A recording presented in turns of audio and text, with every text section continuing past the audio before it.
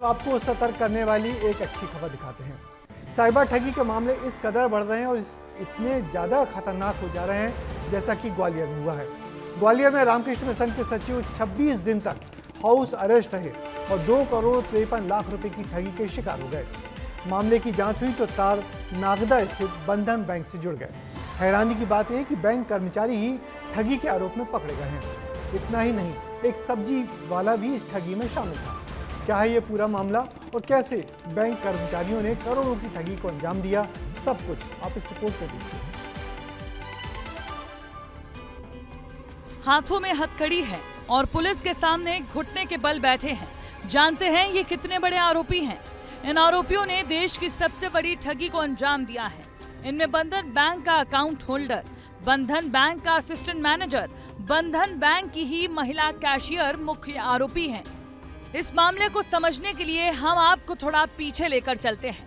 ग्वालियर में कुछ दिन पहले रामकृष्ण मिशन आश्रम के सचिव को 26 दिन तक डिजिटल अरेस्ट करने का मामला सामने आया था। 2 करोड़ 52 लाख रुपए की ठगी हुई थी। जांच में पता चला कि ठगों का गिरोह नागदा से काम कर रहा था। यही वो आरोपी हैं जिन्होंने नागदा में बैठकर 2 करोड़ 52 लाख रुपए की ठगी को अंजाम दिया है। ग्वालियर पुलिस ने 6 आरोपियों को गिरफ्तार किया है, जिसमें एक बैंक का मैनेजर सहित कर्मचारी शामिल हैं और ये कर्मचारी इन ठगों से 5,000 रुपए लेकर फर्जी खाते खुलवाते थे और इन फर्जी खातों में ये ठग ठगी की राशि जमा करते थे।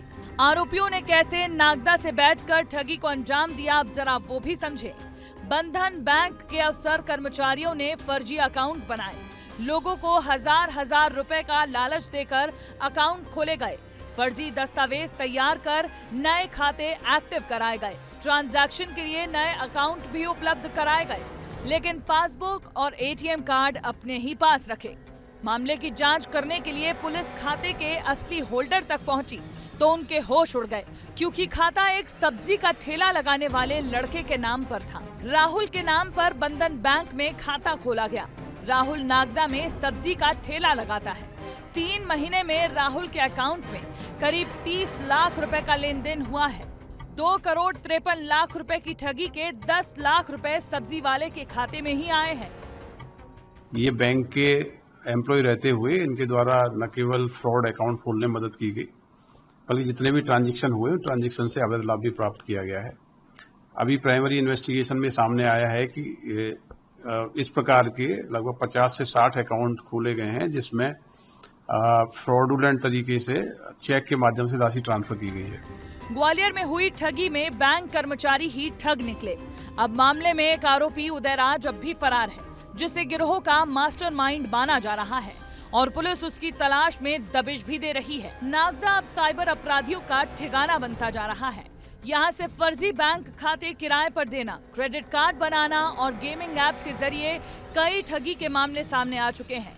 लेकिन आपकी जागरूकता के लिए विस्तार न्यूज हर बार यही कहता है कि पुलिस कभी भी हाउस अरेस्ट या डिजिटल अरेस्ट नहीं करती है। लेकिन अब सबसे बड़ा सवाल ये है कि क्या और बैंक के भी कर्मचारी इन ठगों से मिले हुए हैं? इसकी पुलिस अभी पड़ताल कर रही है। कैमरामैन संजय चंदेल के साथ अनिल गौर, विस्तार न्यूज।